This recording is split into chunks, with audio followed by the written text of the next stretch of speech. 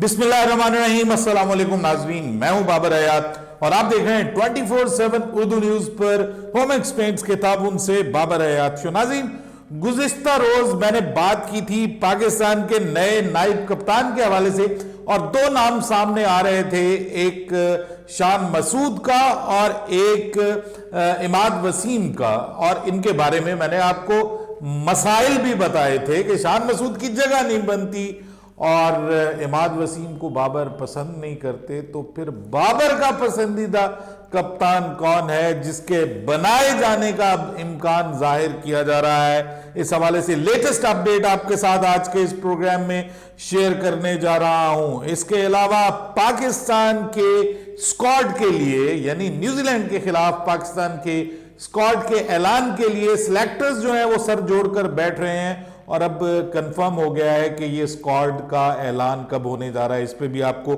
Update देने जा रहा हूं। इसके अलावा शाहीन शाह आफरीदी की आईपीएल में एंट्री हुई है, लेकिन किस तरह से, ये भी एक इंटरेस्टिंग स्टोरी है जो आपके साथ शेयर करूंगा। और फिर आज की सबसे बड़ी स्टोरी है सरफराज अहमद के हवाले से, जिन्होंने बाबर आजम को अपनी कप्तानी को बचाने का फार्मूला बताया।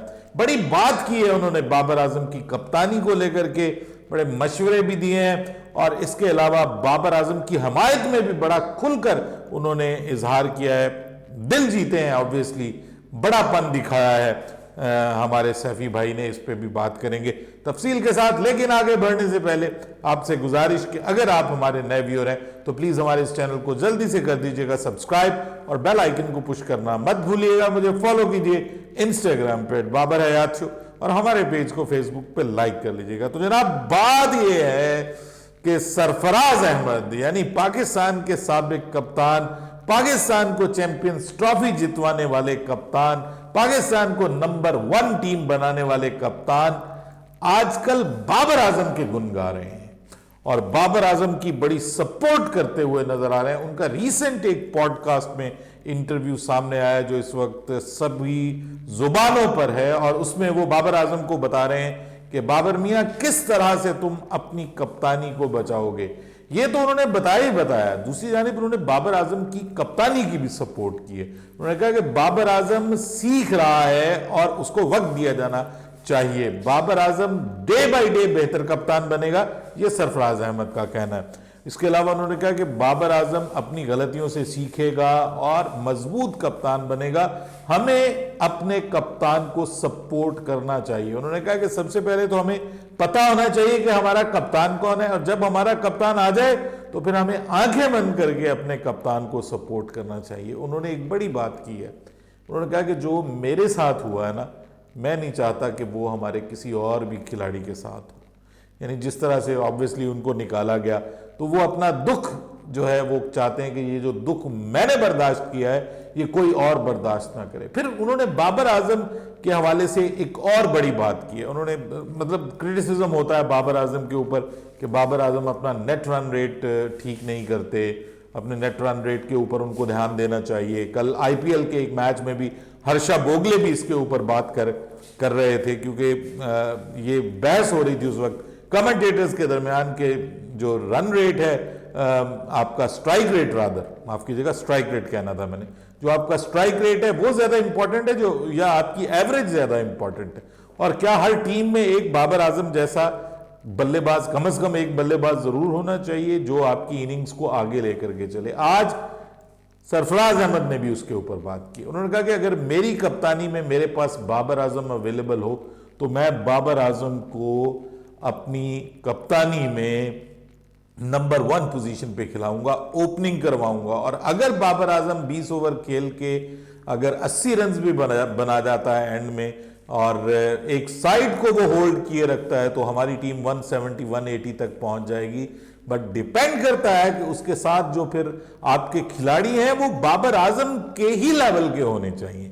सैफी भाई, ये यहां पे मैं थोड़ा सा आपसे इख्तलाफ करूंगा। बाबर आजम करे ओपनिंग, लेकिन फिर जो नीचे आने वाले बल्लेबाज हैं वो ये ना हो कि वो आपका मिडिल ऑर्डर, अभी वर्ल्ड कप में जो है प्रॉब्लम क्या था कि ऊपर से तो दोनों बल्लेबाज चल रहे थे, जैसे ही ऊपर वाले बल्लेबाज जो हैं वो अपना जिस मैच में नहीं चलते थे, नीचे वाला जो मिडिल ऑर्डर है वो सारे का सारा धड़ाम से गिर जाता था। यही वजह बनी है हमारी, हम जो मैचेस हारे हैं और जो वर्ल्ड कप में हमारा हाल हुआ था उस वक्त तक, जब तक जनूबी अफ्रीका ने नेदरलैंड को जो है वो शिकस्त नहीं दी थी। भाई दबे जाते जाते बता दूं कि नेदरलैंड जो है उसका भी अब आज मैच हो रहा है साउथ अफ्रीका के साथ। एक मैच तो साउथ अफ्रीका की टीम जीत गई, आज दूसरा मैच जीतने पे साउथ अफ्रीका की टीम डायरेक्टली क्वालिफाई कर जाएगी। ये तो मैंने आपको वनडे वर्ल्ड कप के हवाले से अपडेट दी है। और ये अपडेट भी दे दूं कि वनडे वर्ल्ड कप का नया लोगो भी आज रिलीज कर दिया गया है। 2023 वर्ल्ड कप के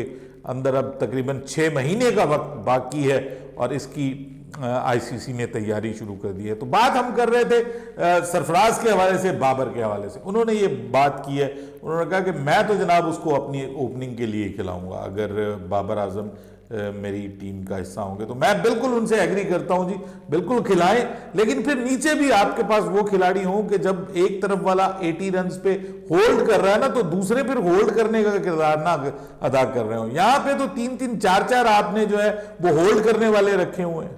ठीक है, एक तरफ जो है वो बाबर भी होल्ड करने वाला, ऊपर से रिजवान भी होल्ड करने वाला, नीचे से शान मसूद भी होल्ड करने वाला, सारे जो है वो होल्ड करने वाले जब होंगे तो फिर इनिंग्स आगे कैसे बढ़ी, फिर 170 180 कैसे बनेगा, ये प्रॉब्लम है सैफी भाई। तो बाकी आपकी बात ठीक है। फिर उन्होंने ये बताया कि जो एक खामी है बाबर आजम की कप्तानी में जो उनको नजर आई है वो है कम्युनिकेशन विद द प्लेयर्स। ये बिल्कुल दुरुस्त बात की है।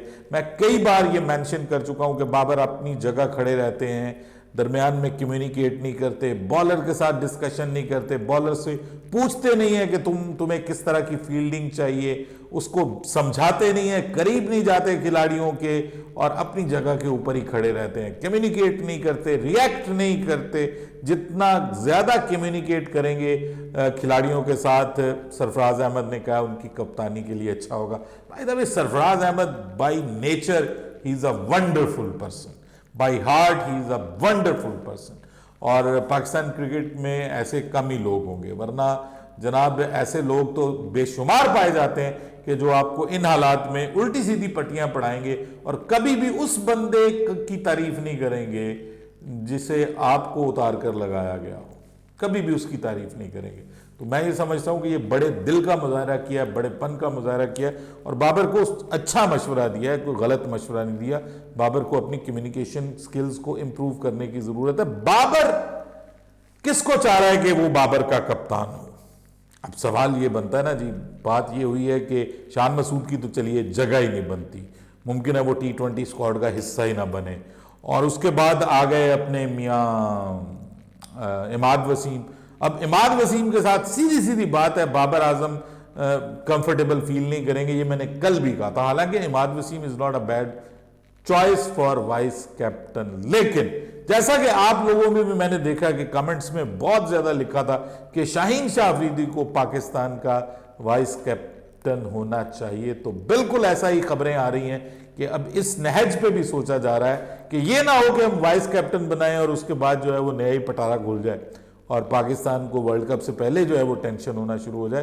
तो वर्ल्ड कप में क्योंकि बाबर आजम को कप्तान रखना है तो बाबर आजम की मर्जी की टीम आपको देनी पड़ेगी, क्योंकि शादाब खान जो है ना, उन्होंने भी ये शिकवा किया कि मुझसे तो पूछा ही नहीं गया कि टीम कौन सी लेके जानी है, तो मेरे ऊपर आप किस तरह से दबाव डालते हैं। तो फिर सरफराज शादाब खान को कप्तानी नहीं एक्सेप्ट करनी चाहिए थी कि जनाब ना मुझसे आपने पूछा ना दस्सा, आप मुझे जो है वो कप्तान बना के भेज रहे रात को 1 बजे, तो मैं तो कप्तान नहीं बनता, कह देते फिर वो। अब उनको ये जिम्मेदारी लेनी पड़ेगी। वो जो चहक चहक के प्रेस कॉन्फ्रेंस से कर रहे थे ना कि अब आपको पता चल गया कि सीनियर प्लेयर्स की कितनी इंपॉर्टेंस है, तो अब यहां पे वो जिम्मेदारी भी कबूल करें। यही उनकी जाने की वजह बनी है। ये जो प्रेस कॉन्फ्रेंस की है ये बिल्कुल पसंद नहीं आई।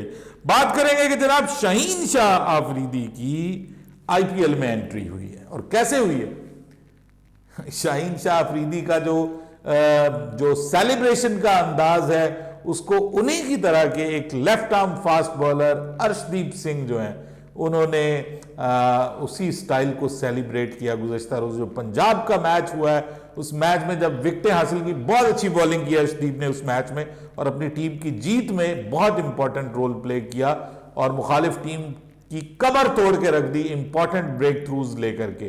तो अर्शदीप सिंह ने स्टेडियम के अंदर वही किस वाला सेम स्टाइल बनाकर अपनी जो क्रिकेट फैंस हैं उनको शाहीन शाह अफरीदी की याद दिलाई।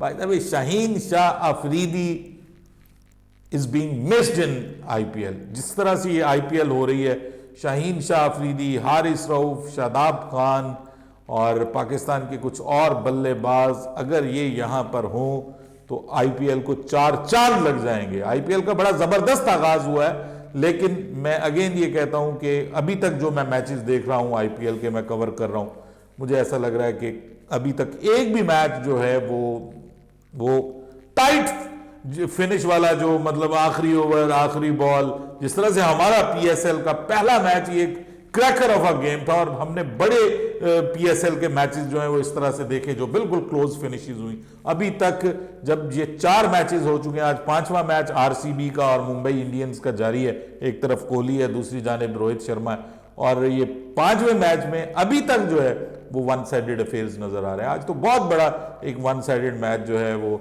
सनराइजर्स हैदराबाद को हराया है 72 रन से। जब इस तरह के मैचेस होंगे तो फिर इंटरेस्ट लोगों का कम होता है, क्वालिटी मजीद बढ़ेगी। ऑब्वियसली बड़ा लंबा टूर्नामेंट है, 70 मैचेस, मैं तो सुन के परेशान हो गया हूं, 2 महीने में 70 मैचेस किस तरह से हजम होंगे।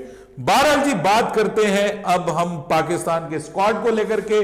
पाकिस्तान के स्क्वाड को अनाउंस करने के लिए जो सिलेक्शन कमेटी है उसका इजलास अब होने जा रहा है, कल इजलास होने जा रहा है, यानी मंडे को इजलास होने जा रहा है और सब लोग सर जोड़कर बैठेंगे। कप्तान भी वापस आ चुके हैं उम्रा करके। बाय द वे, पाकिस्तान के बड़े खिलाड़ी माशाल्लाह उम्रे की शहादत कर रहे हैं और कुछ वापस भी आ गए हैं, जिनमें फखर जमान भी हैं, बाबर आजम भी हैं, फहीम अशरफ भी हैं, हारिस रऊफ भी हैं। मतलब बड़े नाम जो है वो वहां पर ये रमजान मुबारक में उम्रे की शहादत अल्लाह पाक ने उनको नसीब की है। हमारी उन सबको मुबारकबाद भी। बाबर आजम वापस आ गए हैं, वो भी अवेलेबल होंगे और टीम के ऊपर डिस्कशन होगी और उसके बाद फिर ट्यूसडे को जो है वो टीम का ऐलान हो जाएगा और फिर 7 अप्रैल से टीम का कैंप लगेगा। मंडे से ही पाकिस्तान का ब्रैडबर्न और प्यूथिंक जो बैटिंग कोच हैं, उनका नाम अब मेरे जहन से निकल गया, अजीब सा नाम है, वो भी आ जाएंगे और अभी तक कंफर्म नहीं है कि मिकी आर्थर कब पहुंचेंगे। अपनी राय दीजिएगा कमेंट सेक्शन में। बाबर हयात को इजाजत दीजिएगा। अल्लाह हाफिज।